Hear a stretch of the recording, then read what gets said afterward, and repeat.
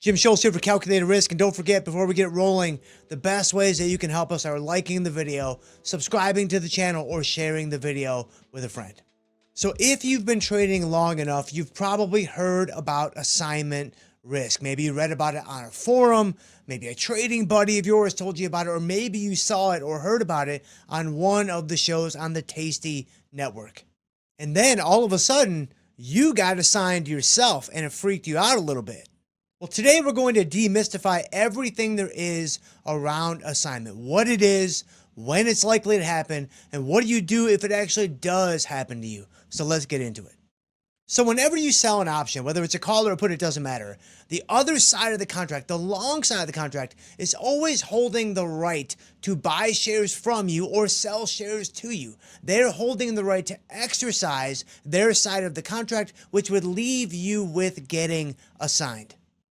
Now, this right that the long side of the contract holds can be exercised at any time, assuming that we are talking about American-style options, which most equity options are. And so, if the long side decides that he or she wants to exercise the option, then that's the way it's going to be. Like, as a short option holder, you don't get a say, you don't get a vote.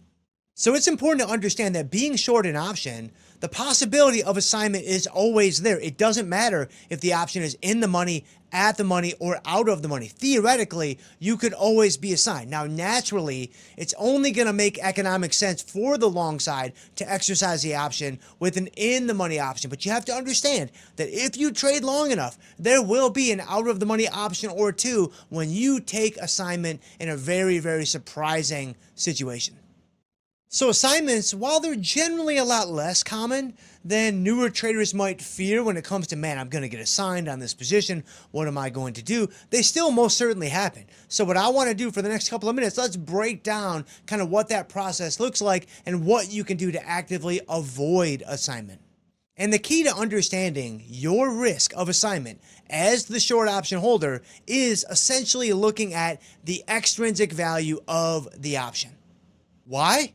Because if the long side chooses to exercise the option, then he or she is losing the extrinsic value that is in that option. Whenever an option is exercised, the long side only captures the intrinsic value. So if an option has $2 of intrinsic value, but $1.50 of extrinsic value, and the long side of the contract decides to exercise, then he's able to cash in on the $2 of intrinsic, but he's going to lose out on the $1.50 of extrinsic. So then, if we make the very natural and very common sense assumption that the long side of the option contract is a profit maximizer, then he or she is not going to just leave money on the table unless there is a good reason to do so. And that good reason could very well be that he or she wants a long share position in the stock or a short share position in the stock. But that's only going to be on the table if the extrinsic value in the option is so low that it essentially makes it a toss-up between exercising or selling out of the option. And I would say that this toss-up scenario really only happens once the extrinsic value that's in the option gets to about 10 cents or even lower than 10 cents. In this situation, if the long side chooses to exercise the option, he's losing out on the extrinsic value, but it's so little, it's so economically insignificant at this point that it essentially is a toss-up between exercising the option or selling out and capturing the extrinsic value. So in other words, if I'm short an option and it has more than 10 cents of extrinsic value, the likelihood of assignment is very, very low.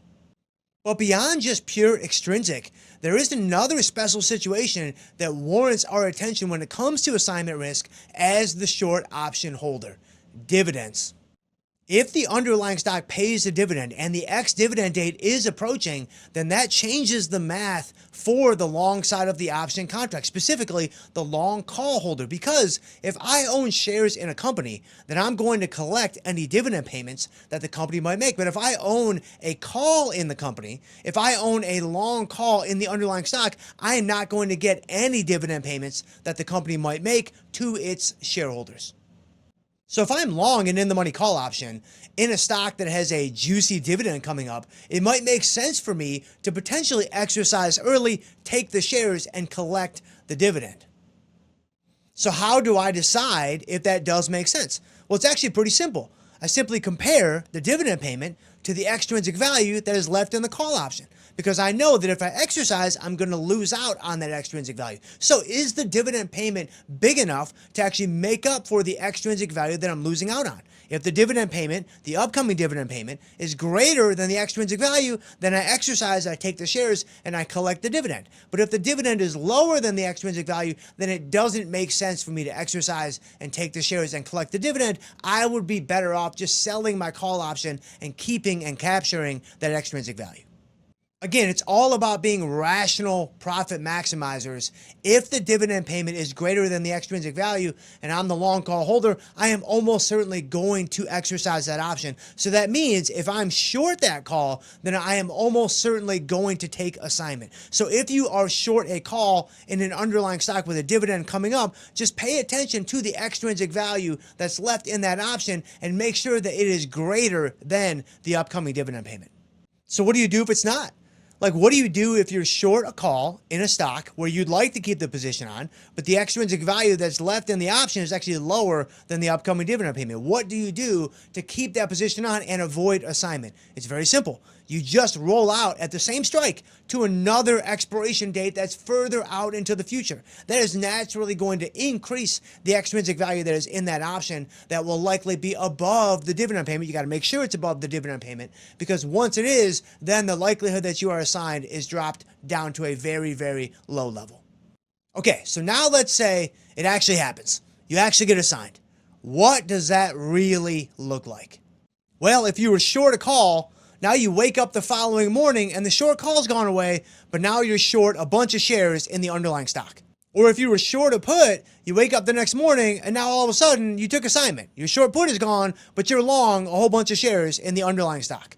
Now, the first time this happens, or maybe the first couple of times this happens, it's quite jarring, right? I mean, your buying power is all out of whack, your deltas look crazy, your capital's all gone, and you're like, man, what do I do? Something went very, very wrong. But the truth is, it's actually an easily fixable situation with oftentimes just a click or two. The cleanup is very, very straightforward. If you are long some shares and you want to get out, you just sell the shares. If you are short some shares and you want to get out, you just buy back the shares.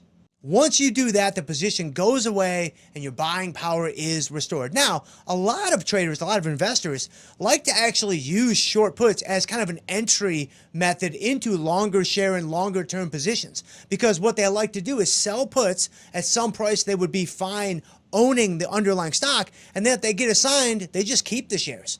So they've got the buying power ready, they've got the capital set aside to potentially hold this position longer term, and then they begin building around that long share position that started with taking assignment on a short put.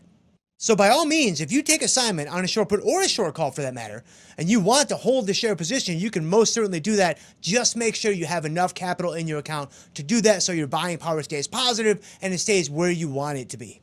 So assignment risk is very, very real. And if you trade long enough, it is going to happen to you. It is not a question of if, it is a question of when.